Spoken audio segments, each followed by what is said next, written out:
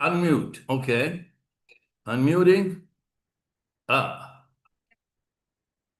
now in the meeting.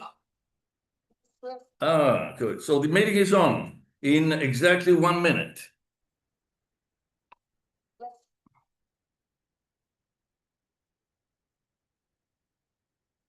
Start my video. So good afternoon. Good morning to everybody. Good morning to all participants. This special session of the World Academy at 65 conference on the peace offensive. We are about to start. We have 1 minute. Our distinguished representatives, delegates, speakers are coming in. So let's give them an extra minute. It's right now 13:30 Central European Time. So I believe we can start. Ladies and gentlemen, welcome to the special session on the Global Peace Offensive at World Academy Conference at 65. This special session should start probably with a quote from Albert Einstein, who once said, "I'm not a pacifist. I'm ready to fight for peace." This would be enough to explain why we are promoting a peace offensive and its strategic posture. The world we know is in turmoil. Devastating consequences of armed conflicts for human life. Species on Earth, resources, social and environmental degradation impose a change, a fundamental shift of culture towards prevention, tension reduction, problem solving at the early stages to resolve disputes peacefully. New negotiation models are required as the already crowded field mediations and negotiations expands with new actors. Our model is the peace offensive. That is a proactive, dialogue-driven peace-building strategy. Its vision and call for action were adopted last fall by the World Academy of Art and Science and the European Academy of Science and Art, the two largest academic networks. Then the Club of Rome adopted it, and many more organizations are following suit. But this radical innovation in policy embraces also individuals concerned with human security, and it's based on a greater awareness of existential threats. Military rearmament or a new arms race is not the answer for human security. We need instead an arms race in reverse, a counteroffensive for peace. In fact, our goal is reversal of the growing tensions, of the arms race spiral and the revamping of international cooperation as it was predicated, enshrined in the United Nations Charter. The core principles of the peace offensive, according to its new strategic vision and framework, are as follows. A focus on localized initiatives for de-escalation, with issue-specific solutions rather than grand schemes, anchored among local communities. Second, partnership development building, a network of institutional partners with a shared purpose that includes academia, grassroots organizations, civil society, the media, and committed individuals across the arts. And third, iterative dialogue processes through cultural, scientific, educational diplomacy with documented experiences. You will see that a diagnostic tools for research, referral, and documentation, and a mechanism for situation analysis and reporting has already been developed. It has to be tested. Documented situation reports for promising tension reduction experiences will be produced. The approach we are taking is not necessarily in a sequence. A multiplicity of initiatives converging and supporting the peace effect will be on our radar screen. I refer to the need for a cultural shift, a behavioral change. Life is a continual negotiation process, sometimes to overcome enemies, win friends, forge alliances, promote businesses. We can resolve and anticipate conflict only if we find a common interest, a common ground, conciliating among differences. Gradual tension reduction and reciprocation, jointly with genuine efforts to restore confidence, are our way back to safety. In this effort, realism and idealism should coexist to preserve human security for all. With these words, I would like to turn the floor to the first of our distinguished speakers, Klaus Meissner, President of the European Academy of Arts and Science. Klaus, are you with us? The floor for 5 minutes is yours.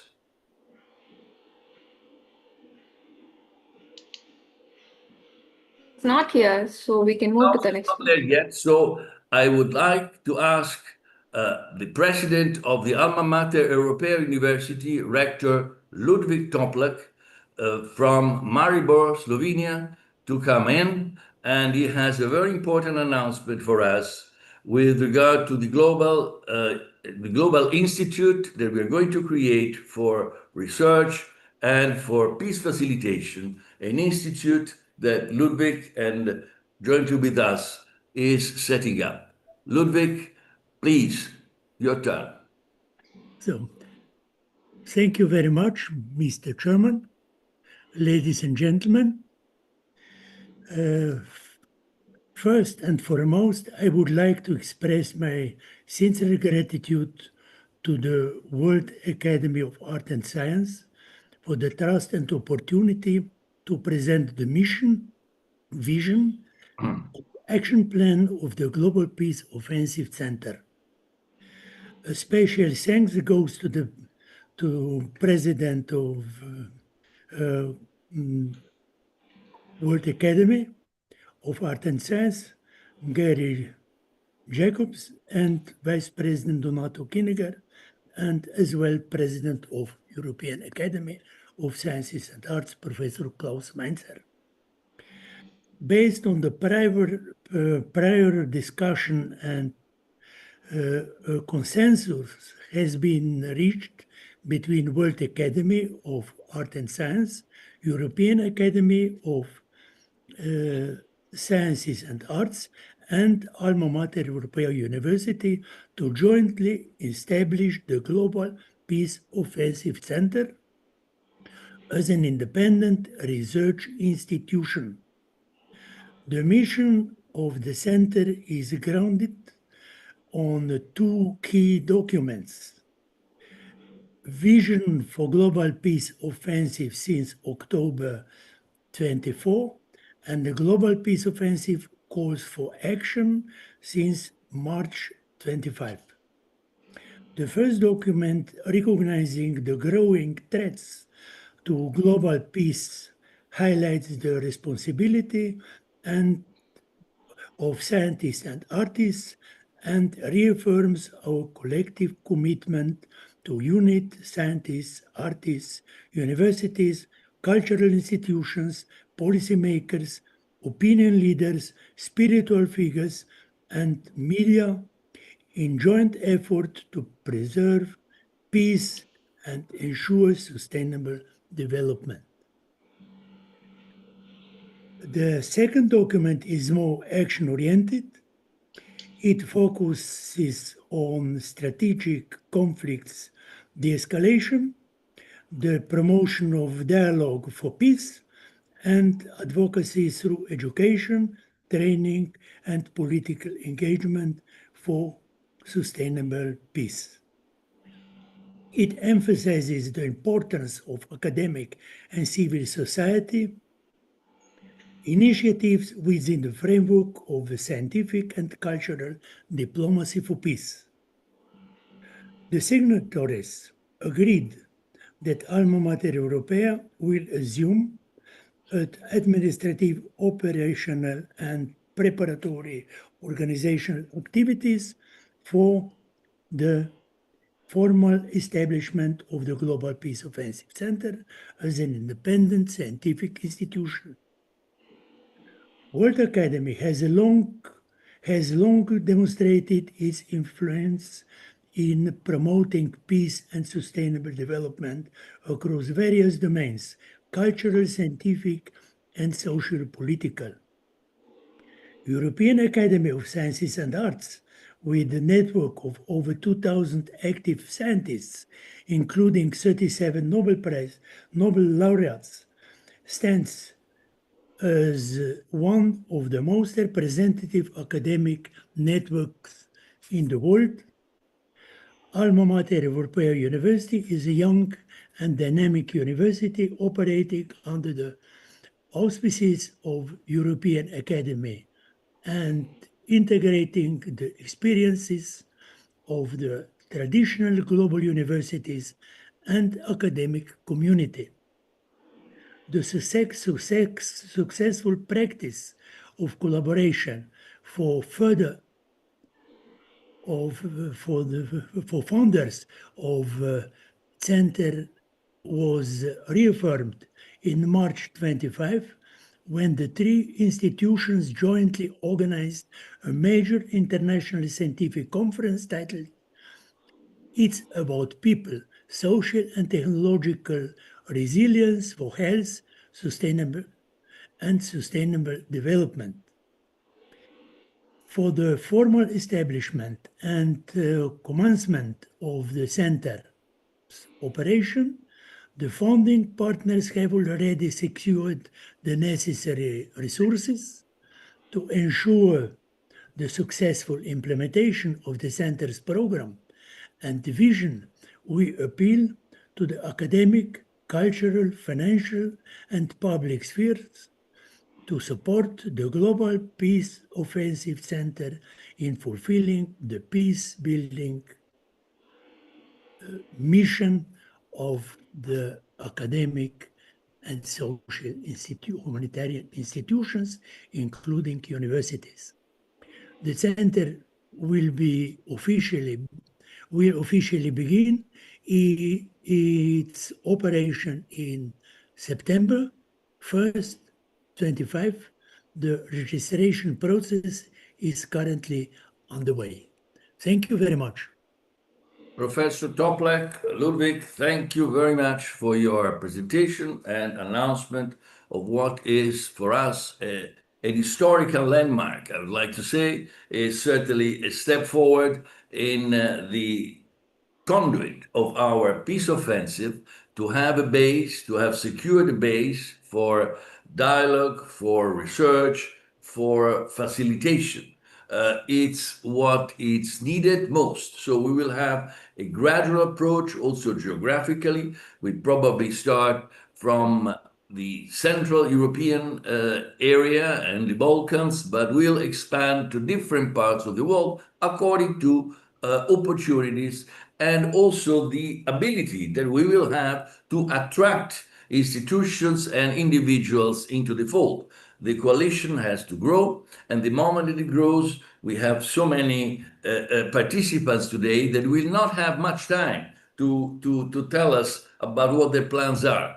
And I regret that. But this is merely an occasion to signify the fact that organizations, that very distinguished individuals are behind this initiative, are signatory of these initiatives, and they're going to do everything possible to take off the initiative itself and expand its own activities. Now, please, Vasugi, alert me if Professor Meinzner is with us. If not, I would like to ask Carlos Alvarez Pereira, Secretary General of the Club of Rome, also a signatory of our Peace Offensive Action Call, to come in. Carlos? They both are not here. Carlos is not also here. So I would ask, therefore, I can see him, my friend Paul Ziakovic, to come in. He is the director of mediation and peace support at the Geneva Center for Security Policy. He is an experienced diplomat, and we had the opportunity to discuss among ourselves the possible application of our framework, our distinctive framework for action in many critical situations. Paul, the floor is yours. 5 minutes. Thank you. Thank you so much, Donato. Am I audible? I received the message that I'm not. Yes? You are perfectly Okay. audible, Great, more great. audible than I am. Thank you. Excellent. Thank you so much. Thank you and good afternoon. Thank you to the World Academy of Art and Science for inviting me to this important discussion. My name is Paul Jatkowiec, and I come from the field of conflict mediation, as do my observations today.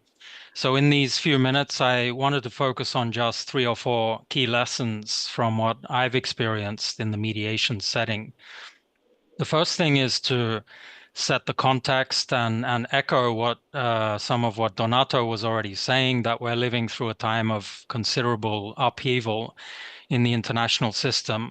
It's a time when not only basic international principles and the rule of law are being challenged, but the nature of international relations is changing, as is the nature of conflict. Therefore, we're faced with the need to adapt the tools and methods that we use to address conflict. And that's where new thinking and new frameworks, such as the peace offensive, can be so valuable, particularly in addressing some of the gaps in the traditional peacemaking methodology. So in my view, mediation is part art and part science. It certainly requires creativity and flexibility, but it also needs frameworks and strategy. And the peace offensive gives us an important outline in that regard. My first observation is that mediators tend to overly focus on a couple of thematic categories where solutions are expected to be found, namely politics and security. There's often a tendency to look for a way out of a conflict through finding a formula that defines an agreeable balance of power or decision-making and getting the fighting to stop through such mechanisms as ceasefires, buffer zones, security guarantees, disarmament, demobilization, and such. But there's a lot more to it in most cases. Usually, for peace to really take hold, there are deeper grievances in the affected communities to deal with. A diverse array of fears, needs, perceptions, and misperceptions, and the imperatives of a more broadly defined human security that all need to be properly understood and processed for conflict resolution to be effective and sustainable. And of course, that means listening to all those stakeholders or constituencies that are affected by the conflict.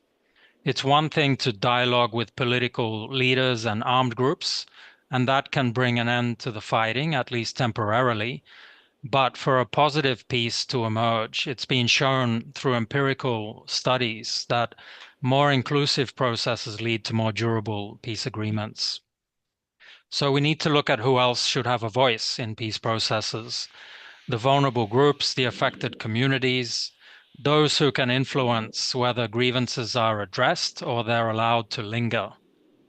So another observation I would share from engaging in a number of these processes is that other actors, besides the politicians and the fighters, often bring a deeper understanding of the conflict and indeed better ideas for getting out of it. Thus, involving them in the dialogue process itself increases the likelihood of a peace that takes root. What often goes unnoticed is the pivotal role that civil society can play, not only in helping the mediator to gain a more holistic understanding of conflict dynamics, but also in rallying support, finding convergence between opposing groups, and devising measures to rebuild trust. So coming back to the peace offensive, what really resonates with me is its call for a more inclusive and a more multidisciplinary approach.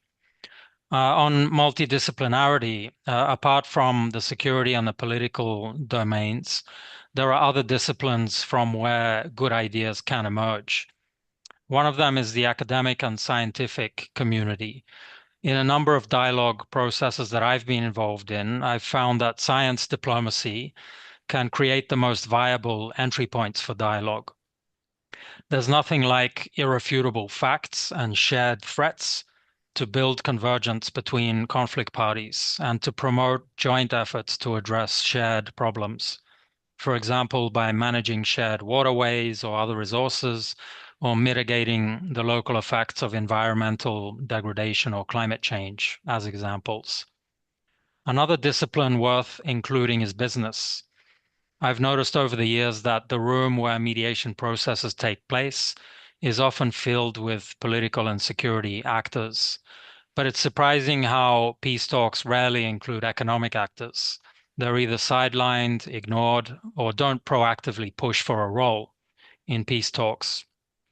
But business can bring a number of important elements to peace processes: access to decision makers, the know-how to build tangible economic prospects, tools for reconstruction and rehabilitation of livelihoods, and influence over local communities. Sometimes also visionary ideas for the post-conflict future. So it's a constituency that is worth listening to. So these are just a couple of examples of why we need a more expansive and multidisciplinary approach to peacemaking. It's about broadening the imagination, creating entry points that we may not otherwise see, and therefore expanding the potential for trust building and for solutions. And it all traces back to two of the basic ingredients of the peace offensive: expanding the peacemaking community and making peacemaking more human-centric. There's much more to be said about the critical role of youth, women, marginalized groups, the importance of effective communication, local networks, and social movements, and also the power of new technology as a tool for peacemaking. All of these are key ingredients in the framework of the peace offensive. But because I've just about filled my time, I hope that another speaker will take up these themes. So thank you again for the opportunity to be here. Thank you very much for your intervention, Paul. And you filled perfectly your time, and actually you helped with the sequence that we can now reappropriate ourselves of. Go back to Klaus Meitzner, that is with us.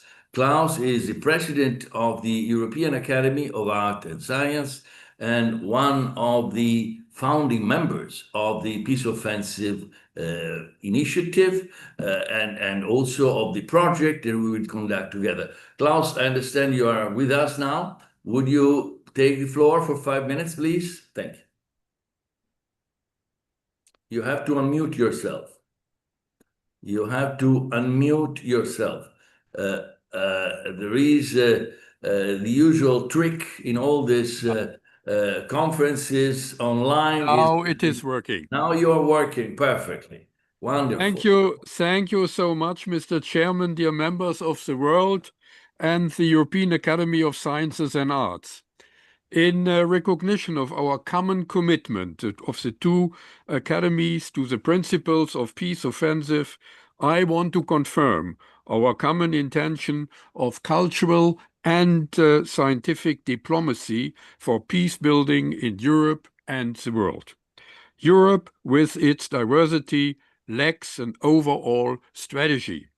This makes such an initiative all the more important, at least at the scientific and artistic level. But scientific academies are not political organizations that can act alongside or even compete with political states. States work with experienced professional diplomats to represent the interests of their countries. Moreover, we have neither the political legitimacy nor the power to enforce our findings. On the other hand, it is also not enough to simply call for peace with moral appeals and remain in the ivory tower. So, what concrete contribution can we, as scientific academies, make to peace? Ever since the atomic bomb was built, we have known that scientists also have a responsibility for what they do.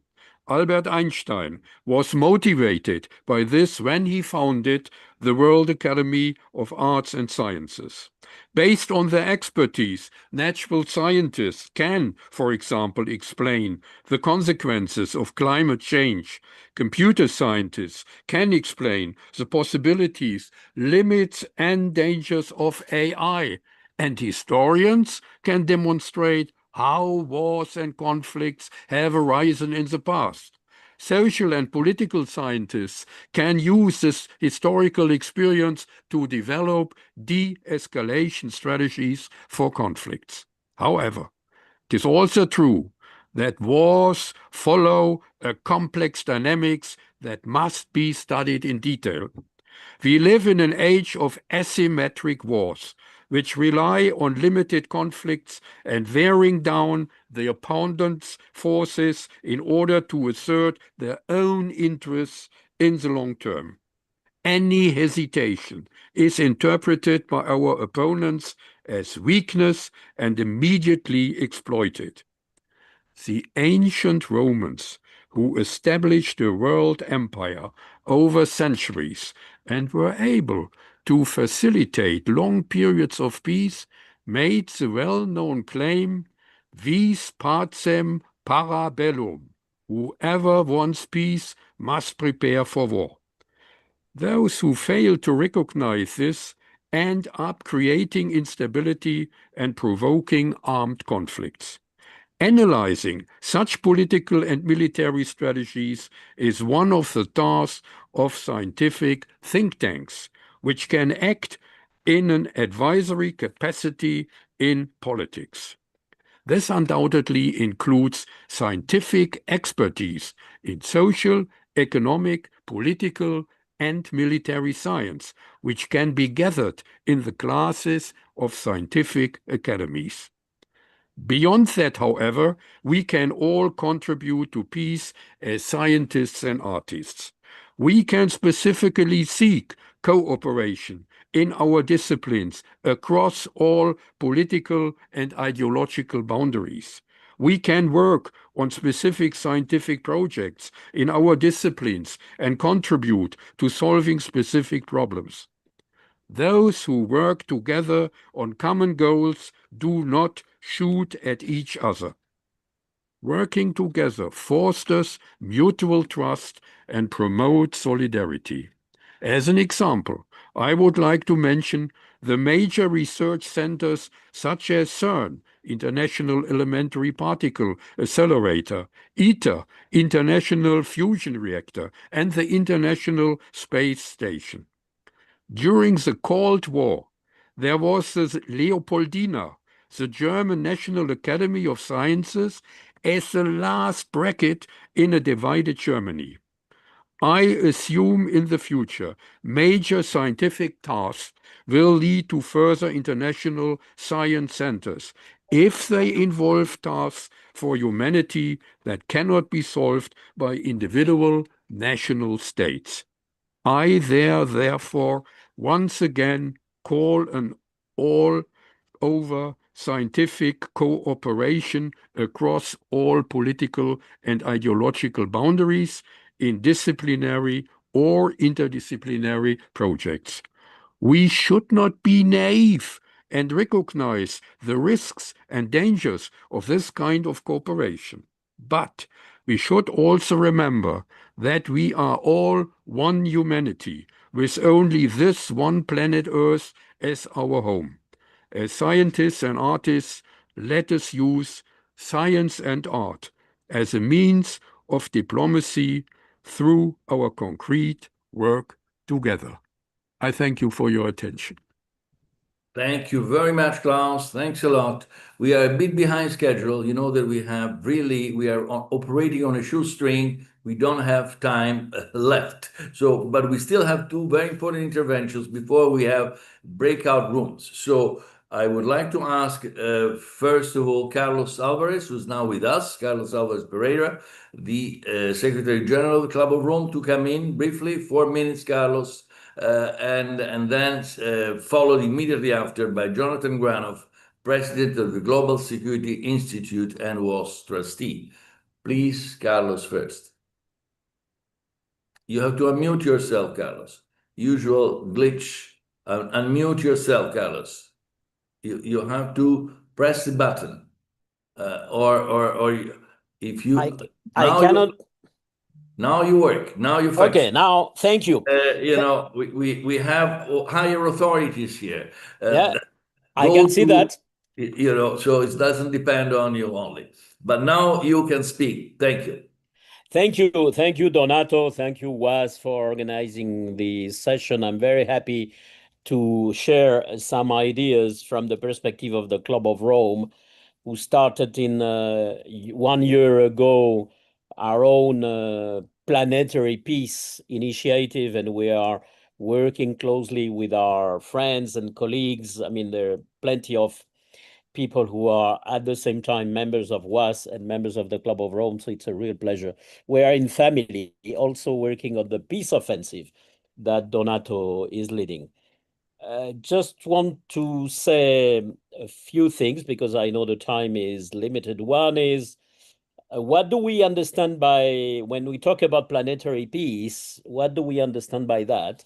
What I'm going to say is not written in stone. It's just a first attempt at a description, of planetary peace as a state of affairs in which the concept of enemy is abolished and the aspiration to hegemony over others, humans and nature alike, is also abandoned for the sake of peaceful collaboration and emulation aimed at addressing the existential challenges of humanity and bringing about equitable well-being for all on a healthy planet.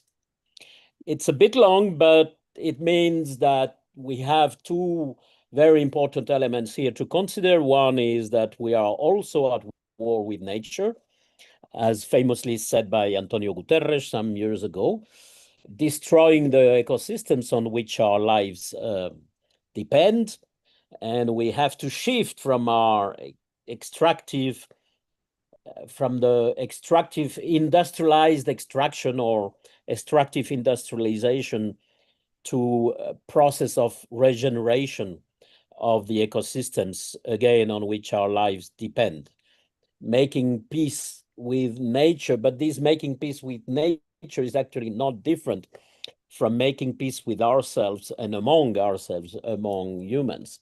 So the second element is to address the imbalances of power. The system of international relations we still live in was born as an outcome of World War II, at a time when it was largely the design and the consecration of, for the victors, the countries who had come out of World War II as the victorious countries, in a world, by the way, where there were plenty of countries that now we consider as independent, but were still colonies.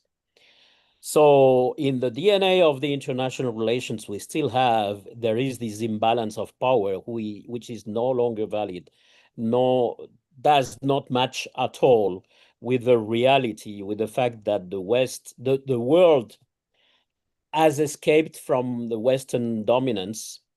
And even I would say the West has escaped from itself by breaking with the rules of the multilateral system and showing once and again that when we talk about universality and universal values, but once and again, when we have to choose between our values and our interests, we choose our interests.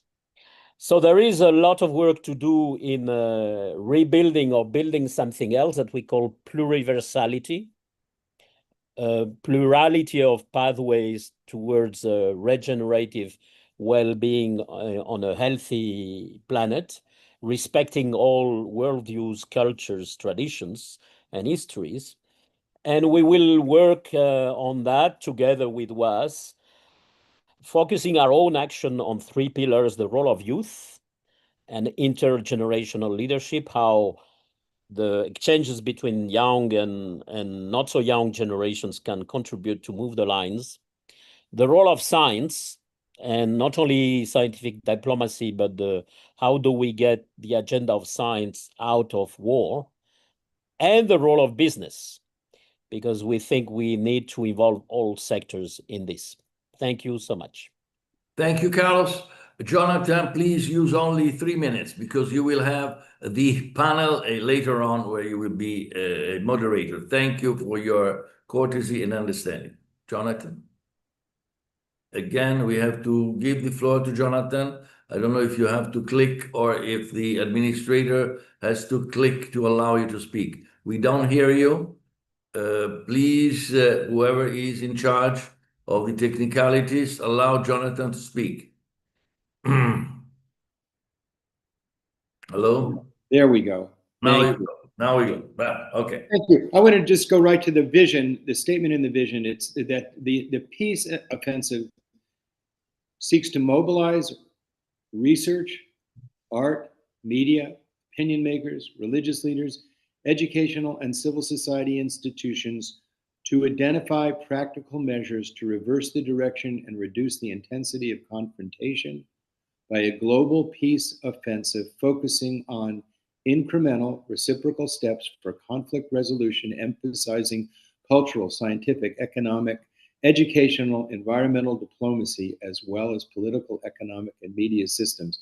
I would say that it is not just, we're not coming together just to identify practical, we are coming together to identify and bring into realization measures to reverse the war amongst nations and the war on the environment. So it's not just an academic endeavor, it's an endeavor that will stimulate activism in these various communities. There's a long history of movements originating in civil society that have helped the world and changed the practice of states. The human rights movement, the labor movement, the women's rights movement, the environmental movement, the peace movements of the world, none of them have been initiated by states, without exception. They've all been initiated by individuals taking moral agency and promoting values that advance our common humanity. Today, the nations of the world are reverting away from the multilateral cooperative security dynamic that we so aptly advance in the World Academy of Art and Science, human security. And we're seeing a regression into almost a feudal mentality of states defining their self-interest above the most necessary, practical, reasonable approach to addressing the existential threats of destroying the regenerative processes of nature and brandishing and threatening to use nuclear weapons. There is a pressing need to be a stimulant, a validator, to create a platform and inspire many communities that are filled with people with a cosmopolitan sense of the unity of the human family and the absurdity of using science, technology, and sophisticated social organizations that we have for conflict and the pursuit of power over others. There is no way that we can change the destruction of the oceans, the destruction of the climate, the destruction of the rainforests, the growing inequities of wealth distribution, the absurd, ever-expanding budgets for militarism, without a perspective that puts our common humanity first. This initiative is necessary, it is practical, and it is timely. It is a privilege to be able to be part of it. And I just want to go back and just give a few examples, and I will stay very much within our time frame. But during the Cold War, I was involved in a civil society initiative of a professional organization of Lawyers Alliance for World Security, when we brought lawyers from the then Soviet Union to the United States and took them to see jury trials, and bankruptcy court amazed them, and met judges who were actually holding the state in contempt of court and fining the state. And they were amazed at the idea that a judge could apply the law to the state, and sending lawyers en masse to the then Soviet Union, who saw that there were human beings there, not people to be demonized. Those people were necessary to help us get out of the Cold War peacefully. I want to give an example of where we are, where we're starting. Oxford University has a chair in the history of war. It doesn't have a chair in peace studies. That says it all. There are museums for war all over the world extolling the heroes of war. There are no major peace museums. So we have a task before us. The two major institutions affecting our world today at a global level are the nation state, which was set up in the 17th century to separate Protestants and Catholics, not to bring people together. Our task today is to bring people together. But I'm finishing. And the other dynamic is the market, which is intrinsically competitive. Our task is to weave and build bridges that are realistic and capable of preventing the downward spiral of the war against the environment and the war amongst nations. Thank you. Jonathan, thanks a lot for your support and for your additional points that you have raised. They're all very interesting. I am conscious of the tyranny of time and the way we are framed into it. I'm kindly asking actually the president and the organizers if we can have an extra 15 minutes, because we're really running out of time. I would like now, if you allow me, to show, if it's ready, if the technical support is ready, to show a brief statement by the former president and honorary president of the World Academy, Professor Ivo Schlaus. Can we play it, please?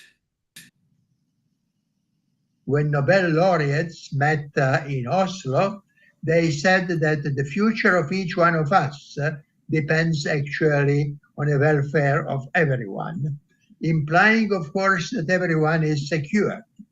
So what is essential? It is essential, of course, that we secure peace in all parts of the world.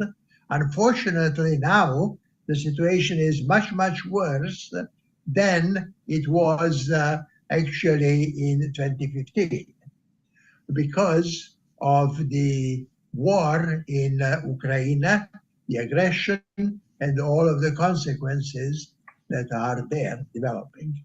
The second aspect, of course, is that the human and the natural capital are very quickly deteriorated, and according to all studies, among them also Intergovernmental Panel on Climate Change, shows that we have a window of opportunity which is very limited, barely decade and a half, possibly two. And it is necessary to act so to change the natural policy paradigm and to change the human policy paradigm. Now, of course, as we already pointed out quite some time ago in the World Academy of Art and Science, but also in Club of Rome chapters both in Slovenia and in Croatia, the development of science and the development of technology develops very, very fast. Science actually doubles the knowledge, scientific knowledge, doubles essentially between 5 and 10 years. And technological progress, we have a famous Moore law of 2 years doubling, and of course it is going even faster.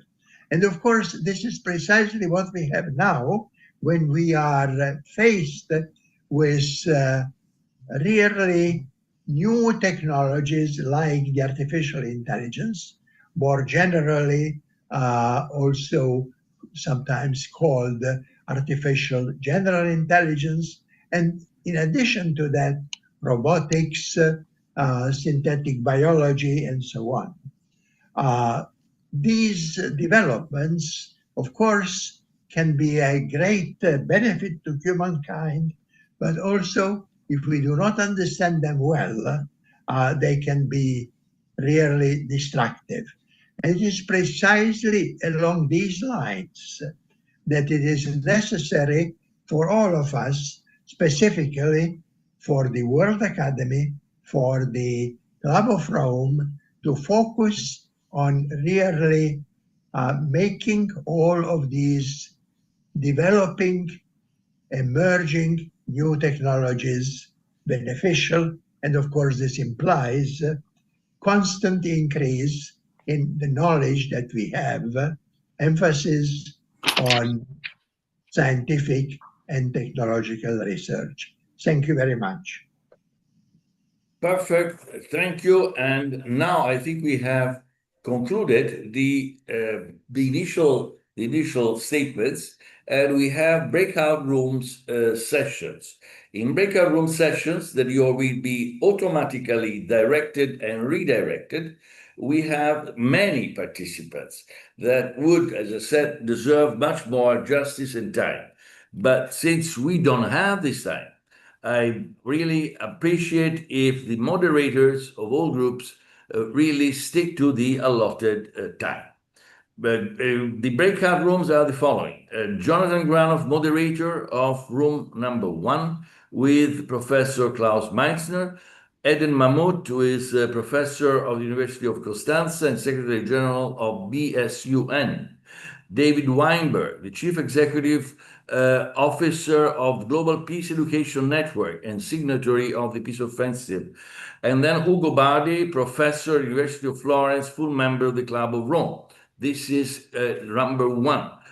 Room number 2, we have Carlos Alvarez Pereira, who is the moderator. Uros Kvelbar, Professor of the Joseph Stefan Institute of Slovenia. Goran Bandov, Professor at the University of Zagreb, of the Club of Rome, and also WAAS Fellow. Augusto Lopez Claros, Executive Director and Chair of the Global Governance Forum, and Darlene Shelton, Director of Programming at Global Peace Education Network. Room number 3, we have Mila Popovic as moderator. She is the Director General of Intercultural Affairs at the Directorate of Montenegro. And then we have Arthur Duforest, or Duforet, who is a disarmament and conflict prevention expert and consultant at the Interparliamentary Union. Also, Rector Ludwig will join that group, Rector Ludwig Toplak, of course. Then we have also Monif Zubi, who is Vice President of the Arab Scientific Community Organization and Science Advisor of Interaction Council. The 4th group is moderated by Alexander Zidansk, who is Vice Dean and Professor of Physics at the Joseph Stefan Institute of International Postgraduate School. He is also my co-chair of the WAAS Working Group on the Peace Offensive. Together with him, we have Paul Ziakovic, Charlotte Ornemark, who is the founder of Co-Consult, Collaborative Consulting, Dina Draja, President of the Youth Leadership Network and Associate Fellow of WAAS, and certainly last but not least, Nikola Petrovic Niegos, the Crown Prince of Montenegro and President of the Petrovic Niegos Foundation. To all of you, my sympathies and appreciation. Again, I wish you fruitful discussions for 30 minutes then we will reconvene here in plenary. It's automatic. Whoever is online will also be directly assigned to this group. So you have nothing to do but stay online. This, at least I've been assured, is the case. I hope it functions. Let's see.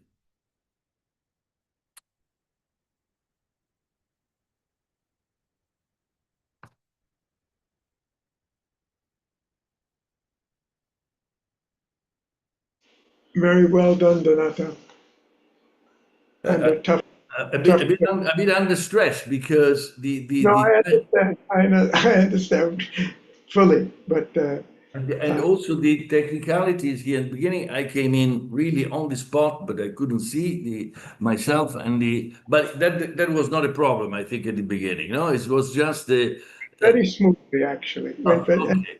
I know you. I'm afraid I don't want to make enemies instead of friends, because if we have called all these people and we don't let them speak, you can imagine.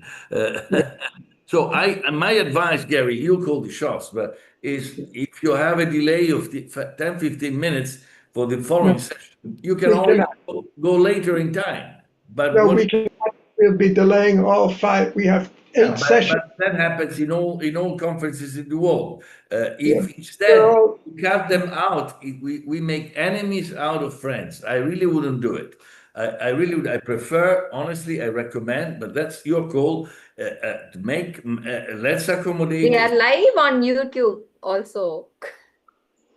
They're Just live in on case. YouTube. What does it mean? That in parallel they can continue? What does it mean in practical terms?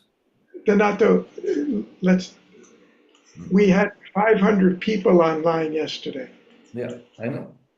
And we just cannot, and we have so many people who have come just for this on schedules and everything. I mean, we have no way to communicate them. I cannot cut them out. I mean, you see new people we have. I don't know what to do.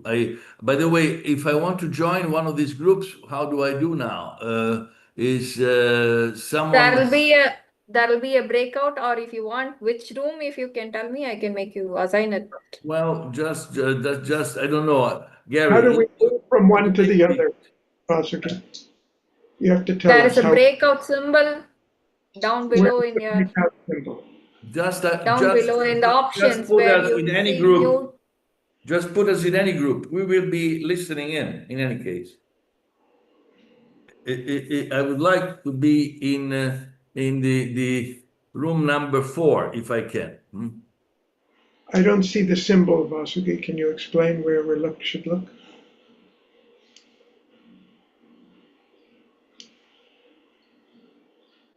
Vasuki? Where you see your video and audio buttons. Yeah. In the other corner of it, you should be able to see breakout room. I see only leave. I don't see breakout room. Before that. There's more. In that, can you click it? Can you Yes, do you see join breakout? Right. Yes. Okay. How do we decide which breakout room? Does it give us options? Is that it?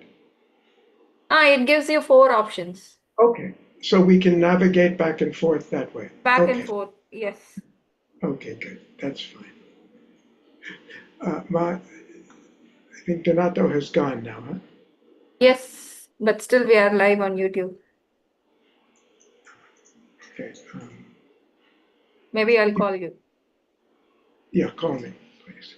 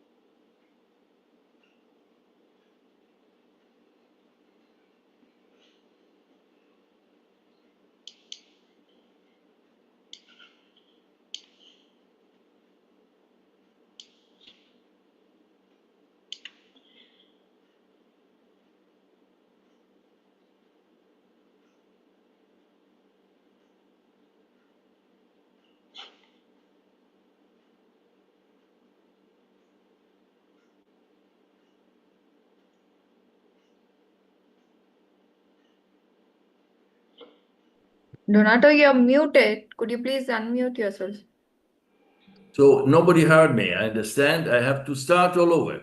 I thought I said what I wanted to say, that I thank you very much. Unfortunately, we don't have time for a proper rendition now of all the panels and discussions that took place separately. We will send you a record of what you have said, what individuals have said, with asking you the courtesy of editing them back and sending that to us. We will then publish it on the website. But more than that, I promise you that I will personally write to you in order to organize separate discussions as this fall with separate groups so that we will have more time for interaction around the principles of the peace offensive that you subscribe to, that you are so adamantly supporting. So this was the purpose of this meeting. Now we have unfortunately only 10 minutes left, and I would like to ask really 2 minutes to each with not with record, because we don't have the time anymore, but just with your impressions, if I may say, to each of the moderators that I have on the list. Really, please observe the time, or unfortunately, I have to cut you through. I will start with Jonathan. Apologies again, but I'm not allowed, unfortunately, by the organization to go beyond the allotted time. And I tried my best, believe me. So, Jonathan first. Thank you. Well, my impressions, my thoughts and reflections are: one, there is a tremendous need to get the intelligentsia of the world to focus on solutions of the two major pressing problems that we have: the war on the environment and the war among states. There are disciplines, methods, skills that can be taught, skills of personal, as David Weinberg pointed out, different levels of skills and examples of how peace education can take place in schools, of how businesses actually create rules of engagement, rules of competition, so that they don't end up with self-help and that they operate with legal adjudication of disputes. There's ways in which countries have found in regions of working together. There's skills that can be taught. And so there's a real need for us to amplify all of the voices that want to use technology, that want to use media, that want to use our political institutions, and help create a culture of peace. It's just that simple. And I just want to just finish with a thought of an experience of my own. I had the privilege several years ago of being asked to advise a civic chamber of part of a parliament of a major country, which licenses civil society institutions to do almost anything. In that country, if you want to have a bowling league or a political party, the state has to certify you. So they asked me, how do you ensure in the United States, which has a robust civil society, which is definitely under challenge, as are the independence of our academic institutions and everything, how do you ensure that civil society is a benefit to the security of the state? And I thought about it, and I said, I have no idea. I have no idea. I could tell you how we ensure the state is a benefit to civil society. Because in your equation, the state, we have to move to the second. Please let me finish the sentence. Please let me finish the sentence. In your equation, the state is the employer and the people are the employee. For a healthy society, the state must be the employee and the people are the employer. And the duty of intellectuals is to give the skills and information for the people to be able to be effective employers of the state. Jonathan, thank you very much. Thanks for everybody who contributed to your panel. And I cannot repeat the names, but they would, I repeat, deserve much more time than we have devoted today. Carlos, do you have a word to say, or you pass the floor? You have a word. I have 3 words. One is that we live in dangerous times, but the criticality of this situation is also what opens the space of possibilities for change, because it makes people become awake of the danger. Second, there are plenty of examples around, not so visible, of regenerative communities, regenerative practices who are at peace among humans and with nature. We have to look at that. And third, these initiatives is very much welcome. The whole thing finished with the call to action together, and on making a highlight on the role of the collaboration between our organizations and the role of individuals in pushing for these, peacefully pushing for this offensive. Thank you. Very well. We'll push together. And number 3 is Mila. Mila, thank you. 2 words. Thank you. 2 words. 3. Peace. Let there be peace.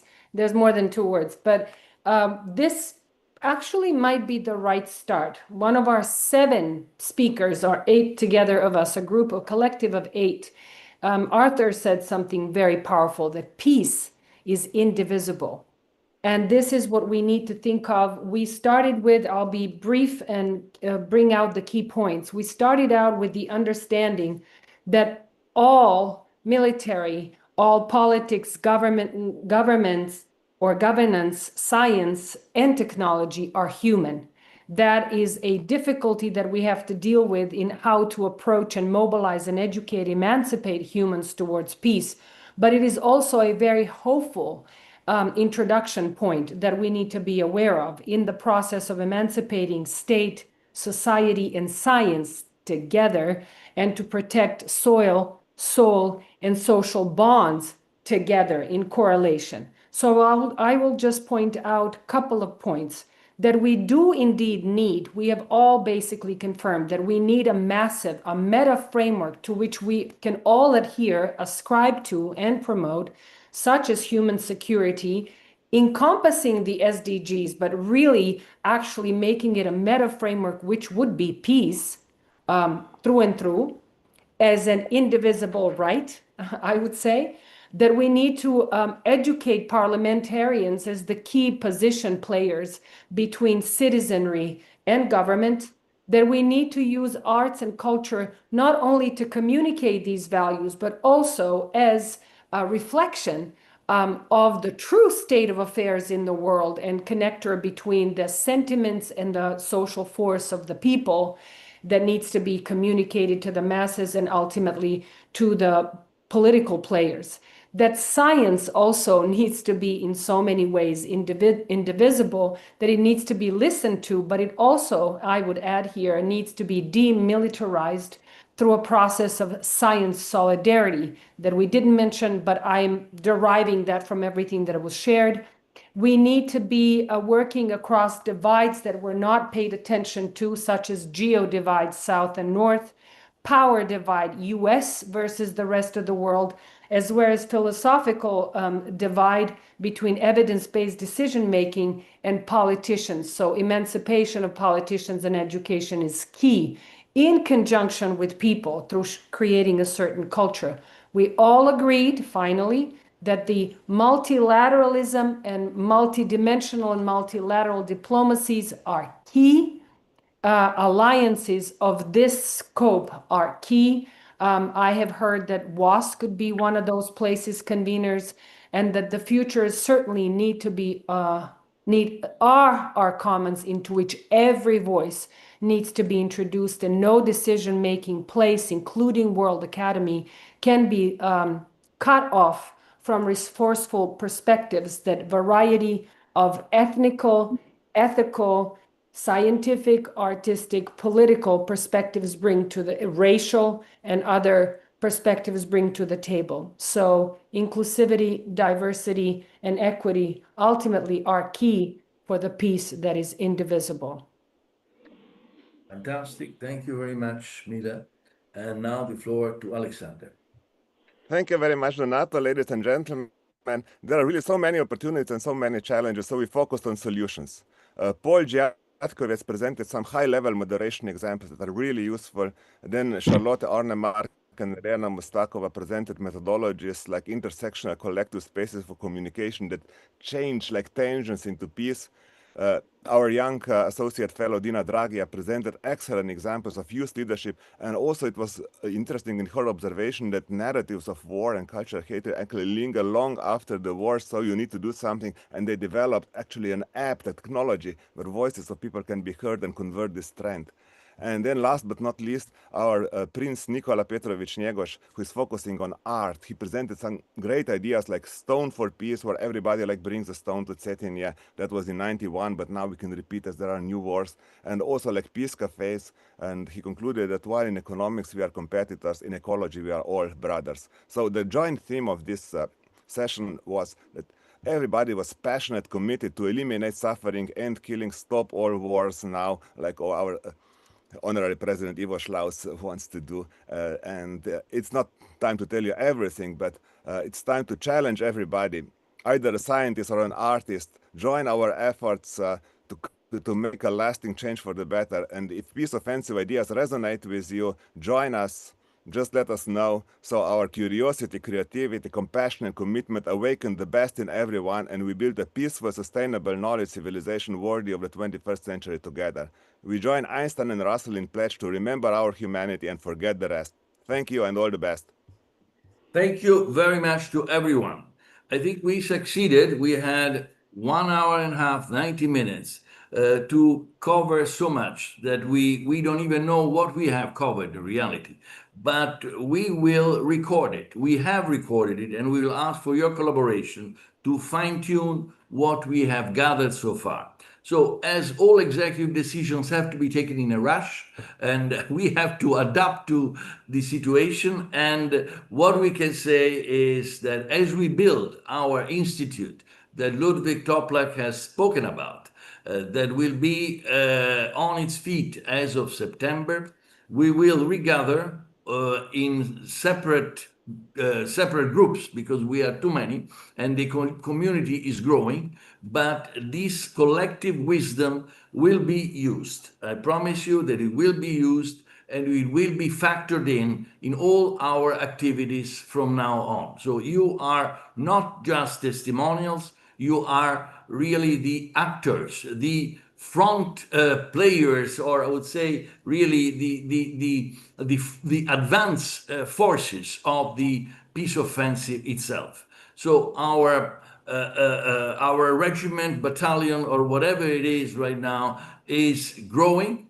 We have to, of course, bring many other people around this exercise, this collective project. And we will do so. So I'm very satisfied about that. I want to thank our ever-present Vasugi and the administration of WAAS support that made this possible. Again, a daunting task for everybody, for anyone, to gather so many people in breakout rooms and also extol all that much knowledge from everyone, each and everyone.